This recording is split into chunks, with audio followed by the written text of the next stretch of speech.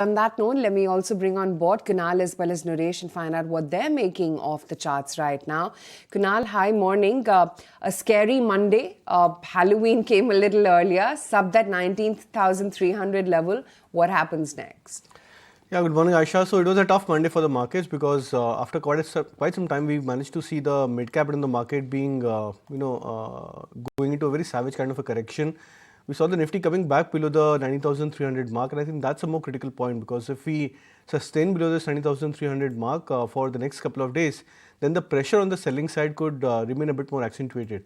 But on the other hand, there is sort of a solace that not too many larger cap names, the likes of HDFC Bank, for example, they're not seeing an incremental kind of a damage for themselves. There have been mild corrections into these stocks, but then I think the action is more specific towards the mid caps and small caps, at least in terms of selling. So we'll wait out for another couple of days how the index pans out, whether the Nifty sustains below this 19,300 mark. Many of the global markets have gone through a mild bounce for themselves, so we'll have to see whether this is a phase of a bounce which we can expect for the indices or possibly a bounce to sell into. Right. Nooresh, hi, morning. You think it's looking weaker for the mid and small caps as opposed to the Nifty? So for the first time in the last couple of sessions, we've seen a breakdown in the mid cap index. We've not seen a similar breakdown in the small cap index. The last shakeout we saw back in September, we saw 4-5% downtake on the mid cap and the small cap indices. That low has been taken out in the mid cap indices.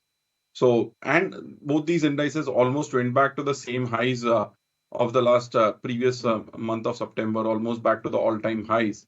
So, kind of a first indication of some bit of a correction. The risk on the downside has increased, wherein the shakeout can turn into a correction wherein it could be down 8 to 10% from the top.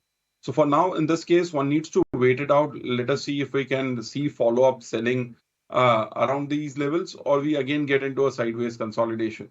So at this point of time, one is better off waiting on the mid cap and the small cap indices. We could see selective stock action on the results for the next, say, 1 month in the mid cap and the small cap space. So overall, the time is to wait it out, watch for price action over the next at least 8 to 10 sessions, and then take a call.